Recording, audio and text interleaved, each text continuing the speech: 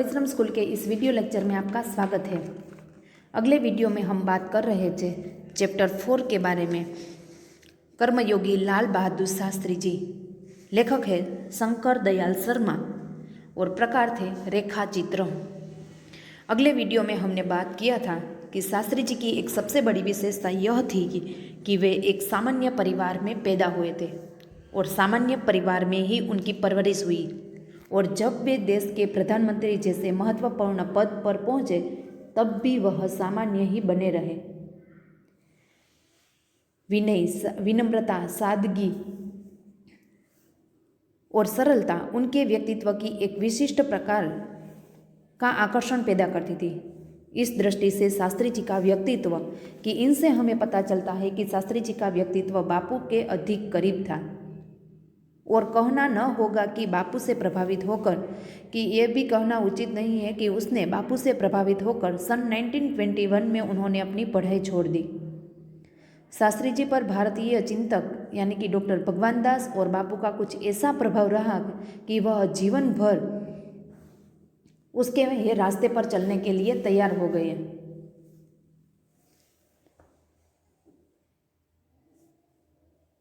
एक और इससे भी प्रेरित करते हैं कि शास्त्री जी के संबंध में मुझे बाइबल की एक उक्ति के बयां ख्रिस्तियों की, ईसाइयों की जो धर्म पुस्तक है उसमें लिखा गया है वो बिल्कुल सच ही है कि विनम्र ही पृथ्वी के वारिस होंगे। शास्त्री जी ने हमारे देश के स्वतंत्र संग्राम 1857 के स्वतंत्र संग्राम में तब प्रवेश किया जब वे एक स्कूल के विद्यार्थी थे, और उस समय उनकी उम्र केवल 17 वर्ष की ही थी। गांधी जी ने जब उन्हें ललकारा, आह्वान किया, पर तब वे स्कूल छोड़कर बाहर आ गए। इसके बाद काशी विद्यापीठ में उन्होंने अपनी शिक्षा पूरी की। उनका मन हमेशा देश की आज़ादी और सामाजिक कार्यों में ही लगा रहा। सन 1926 में वह लोक सेवा मंडल में शामिल हो गए और जीवन भर उनके सदस्य बने रहे। इसमें शामिल होने के बाद वह शास्त्री जी गांधी जी के विचारों के अनुरूप छूत अछूत उद्धार के, दलित उद्धार के कामों में अपना पूरा जीवन लगा दिया। यहाँ से शास्त्री जी के जीवन का एक नया अध्याय शुरू हुआ। सन 1930 में जब नमन कानून तोड़ो आंदोलन शुरू हुआ तो शास्त्री जी ने उसमें भी भाग लिया, और इसके बावजूद उसे जेल भी जाना पड़ा। यहाँ से शास्त्री जी की जेल यात्रा की शुरुआत हुई। कहाँ से? 1930 से। सन 1942 भारत छोड़ो आंदोलन में गांधी जी ने नारा दिया, करेंगे या मरेंगे तक। भारत छोड़ो आंदोलन तक वह निरंतर चलती रही। इसके बावजूद 12 वर्ष के दौरान वे 7 बार जेल गए। इसी से यह अंदाजा लगाया जा सकता है कि उनके अंदर देश की आज़ादी के लिए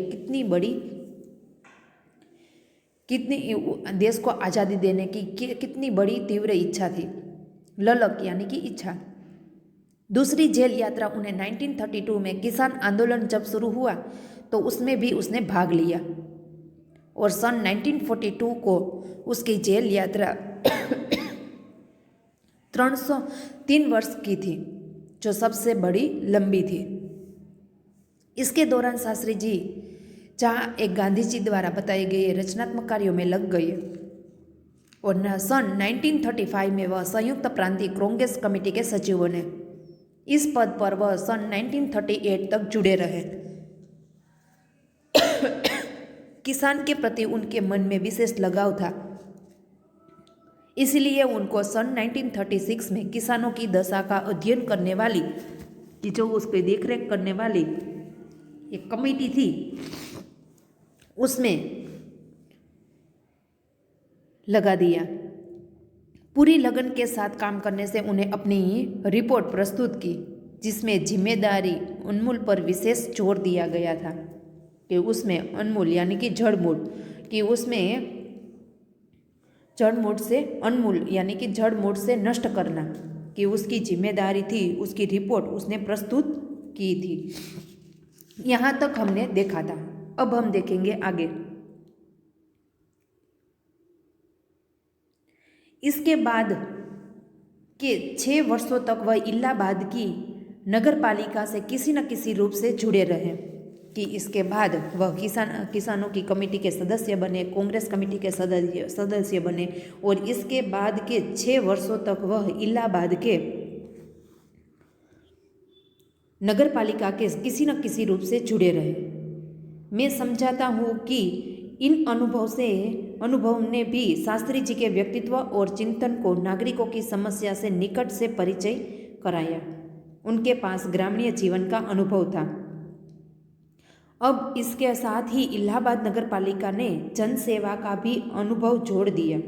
लोकतंत्र की इस आधारभूत इकाई में कार्य करने के कारण वे देश की छोटी छोटी समस्याओं और उनके निराकरण यानी कि समाधान की व्यवहारिक प्रक्रिया से अच्छी तरह परिचित हो गए थे। कार्य के प्रति निष्ठा और मेहनत करने की अदम्य क्षमता के कारण अदम्य यानी कि उत्कृष्ट क्षमता के कारण सन 1937 में वे संयुक्त प्रांतीय व्यवस्थापिका के सभ्य सभा के लिए नर्वोचित यानी कि बहुमत द्वारा चुने गए नर्वोचित। सही मायने में यहीं से शास्त्री जी के संसदीय जीवन की शुरुआत हुई, जिसका समापन देश के प्रधानमंत्री पद तक पहुंचने में हुआ। शास्त्री जी का जो भारतीय राजनीति की इतनी सही और गहरी पकड़ थी कि श्रीमती इंदिरा गांधी ने उन्हें अपना राजनीतिक गुरु मानते हुए कहा था कि उन्हीं के मार्गदर्शन में मेरा सामाजिक राजनीतिक जीवन शुरू हुआ है। कि इसके बाद वह लाल बहादुर शास्त्री जी 6 वर्षों तक इलाहाबाद के नगर पालिका के किसी न किसी तरह से वह जुड़े रहे।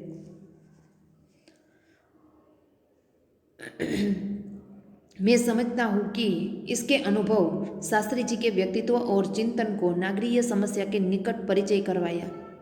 कि वह किसी न किसी तरह इलाहाबाद के नगर पालिका में जुड़े रहे और उसके अनुभव से शास्त्री जी के व्यक्तित्व और चिंतन को नागरिक की समस्या से निकट लगे। कि उसकी जो परेशानी थी जनता की, तो कि व्यक्तियों की, तो उसकी समस्याओं से वह निकट यानी कि नज़दीक से परिचय कराया। उनके पास ग्रामीण जीवन का अनुभव तो था ही, अब इसके साथ ही इलाहाबाद नगर पालिका के सेवक के साथ वह अनुभव जोड़ दिया। कि ग्रामीण होने के बाद वो ग्रामीण का अनुभव तो था ही ग्रामीण जीवन का, और इसी अनुभव ने उन्हें इलाहाबाद के नगर पालिका की जन सेवा में लगा दिया।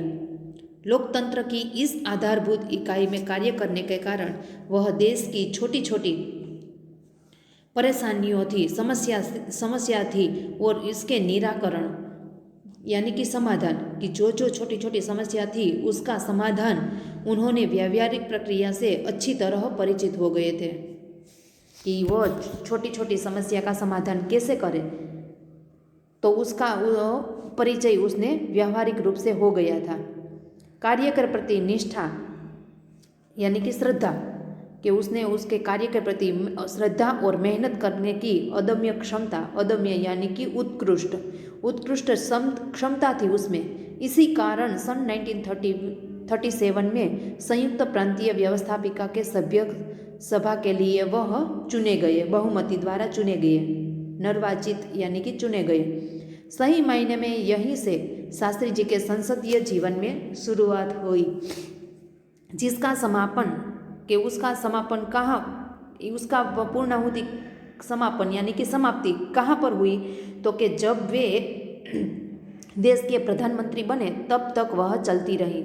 शास्त्री जी को भारतीय राजनीति की इतनी सही और गहरी पकड़ थी कि वह इससे श्रीमती इंदिरा गांधी ने उन्हें अपना राजनीतिक गुरु मानते हुए कहा था।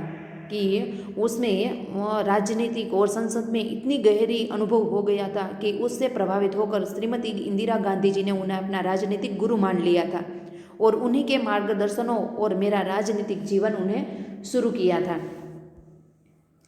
देश की आज़ादी के बाद वह उत्तर प्रदेश तथा केंद्र सरकार में शास्त्री जी की भिन्न भिन्न पदों पर रहे। कि देश की आज़ादी के बाद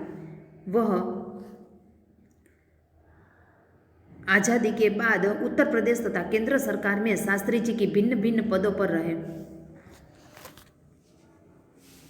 उत्तर प्रदेश में वह उन्हें गृह मंत्री बनाया गया। कि देश की आज़ादी में उत्तर प्रदेश में तथा केंद्र सरकार में शास्त्री जी के भिन्न भिन्न पदों पर उसने कार्य किया और उत्तर प्रदेश में उन्हें गृह मंत्री भी बनाया गया। बाद में पंडित जवाहरलाल नेहरू के अनुरोध पर वह केंद्र में आ गए। केंद्र में उन्हें रेल और परिवहन यानी कि माल सामान आदि के स्थान से एक स्थान से दूसरे स्थान ले जाने का, तो कि परिवहन, संचार, वाणिज्य संचार यानी कि संदेश वहन, प्रशासकीय यानी कि शासन से संबंधित, प्रशासकीय એટલે शासन से संबंधित, दक्षता यानी कि निपुणता, अत्यंत व्यावहारिक तथा सभी प्रकार की औपचारिकताओं को जो केवल कहने सुनने या दिखाने के लिए ही हो उसे कहते हैं औपचारिकता। कि हमें केवल उसे देखने या सुनने या दिखाने के लिए ही हो उसे कहते हैं औपचारिकता से पर होते हैं। कि देश की आज़ादी के बाद जब वे केंद्र सरकार ने भिन्न भिन्न पदों पर पहुँचे तब वे उत्तर प्रदेश के गृह मंत्री भी बन गए और बाद में पंडित जवाहरलाल नेहरू से अनुरोध करने पर वह केंद्र में आ गए और केंद्र में उन्होंने रेल, परिवहन, संचार यानी कि संदेश वहन, प्रशासकीय संचार, वाणिज्य और प्रशासकीय यानी कि शासन के संबंधित, दक्षता यानी कि निपुणता का प्रमाण दिया। वह हमारे देश के लिए एक उदाहरण था। कि इन सब में वह मंत्रालय में उसने पद संभाला। उत्तर प्रदेश में वह गृह मंत्री बने और बाद में वह परिवहन, संचालय, वाणिज्य इसे महत्वपूर्ण पद पर पहुँचे। अपने मंत्रालय के कार्यों में उनके दृष्टिकोण अत्यंत व्यावहारिक था। वे अपने को कभी भी अपने पद के कारण ऊंचा नहीं मानते थे, क्योंकि वह एक सामान्य परिवार में ही पैदा हुए थे और इतने महत्वपूर्ण पद पर पहुँचे तब भी वह सामान्य ही बने रहे। ऐसी भावना से कार्य करने के कारण उन्हें अपने मंत्रालय में तो लोकप्रियता मिली ही, साथ ही साथ सारे देश में भी लोकप्रिय हो गए। कि वह इतने बड़े ऊंचे पद पर थे, अपने को कभी वह ऊंचा नहीं मानते थे और उनकी बड़ी ही सीधी सी धारणा थी कि वे जनता के शासक नहीं बल्कि जनता के सेवक थे। कि इतने महत्वपूर्ण पद पर पहुँचे तब भी वह सामान्य ही बने रहे। के प्रधानमंत्री जैसे महत्वपूर्ण पद पर पहुँचे, उनकी सबसे बड़ी विशेषता यह थी कि वह जनता के शासक नहीं परंतु जनता के सेवक है। ऐसी भावना से कार्य करने के कारण कि ऐसी भावना उसमें यह थी कि इसी कारण लोग उन्हें और भी चाहने लगे। लोकप्रियता के इसके ऐसे विचारों के साथ उन्हें लोकप्रियता मिली, साथ ही साथ देश के सारे लोगों में भी वह लोकप्रिय नेता बन गए। इसी लोकप्रियता का परिणाम तथा पंडित जवाहरलाल नेहरू के निधन के बाद देश ने उन्हें प्रधानमंत्री के रूप में भी स्वीकार किया। कि ऐसे संसदीय में परिवहन, संचार, वाणिज्य, प्रशासकीय में ऐसा उसने काम किया कि ये केंद्र में कि इतना बड़ा ऊंचा पद धारण करने पर भी वह अपने आप को कभी एक साधारण आदमी ही मानते रहे और साधारण ही रहा। कि जनता की मैं एक जनता का सेवक नहीं हूँ, शासक नहीं हूँ, बल्कि जनता की सेवा करने के लिए इस पद पर पहुँचा हूँ और इसीलिए वह जनता के शासक नहीं बल्कि सेवक थे।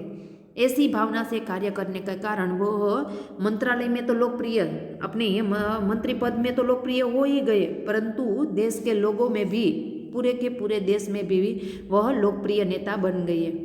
इसी लोकप्रियता और साधारण के साथ पंडित जवाहरलाल नेहरू के निधन के बाद उन्हें प्रधानमंत्री जैसे पद पर पहुंचा, प्रधानमंत्री बनाने के लिए भी देश की जनता उसे सक्षम थी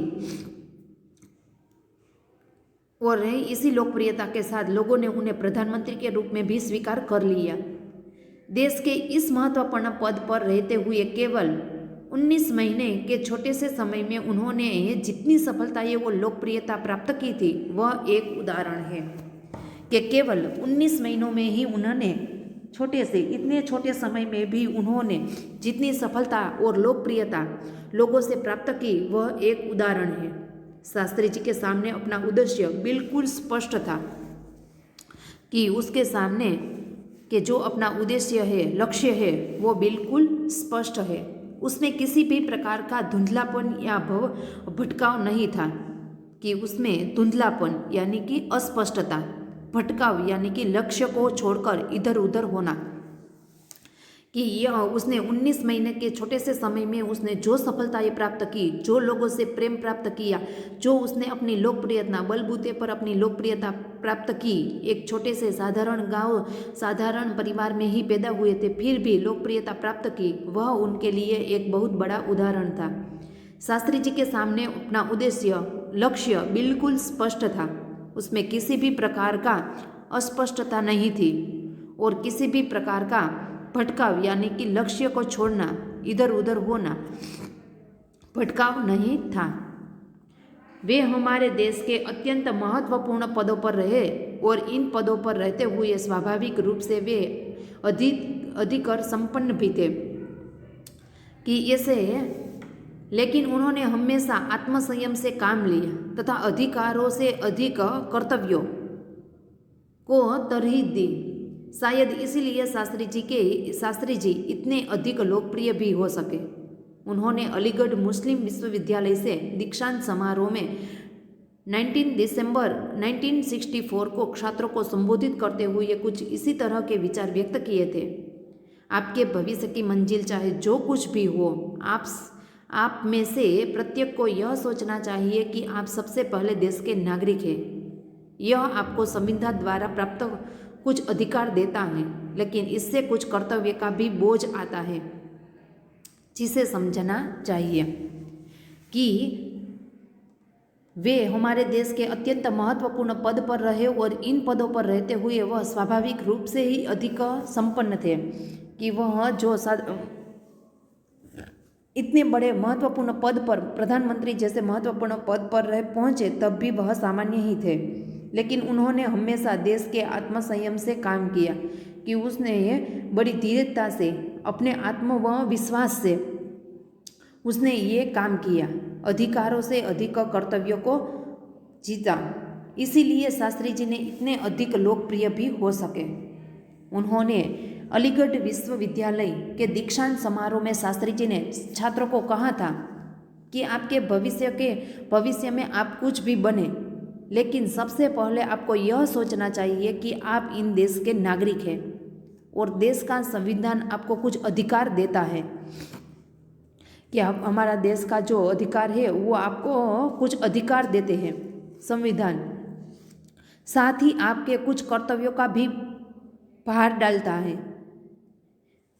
कि हमारी ऐसी भार मिस के कि हमारे कर्तव्य भी ऐसे हैं कि देश में प्रजातंत्र होने के कारण प्रत्येक नागरिक को निजी स्वतंत्रता ही मिलती है। हमारे देश में हमें स्वतंत्रता तो मिलती ही है।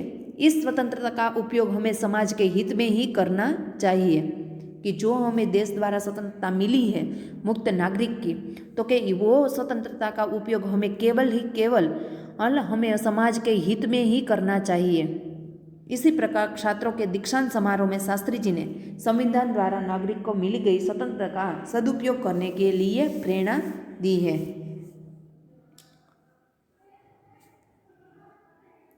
देश प्रजातांत्रिक है जो निजी स्वतंत्रता देता है कि हमारे देश प्रजातांत्रिक है कि प्रजा द्वारा जो चुने गए नेता है वो ही हमारा नेता बनता है। तो कि हमारा देश है वो प्रजातांत्रिक है जो निजी हमें स्वतंत्रता देता है।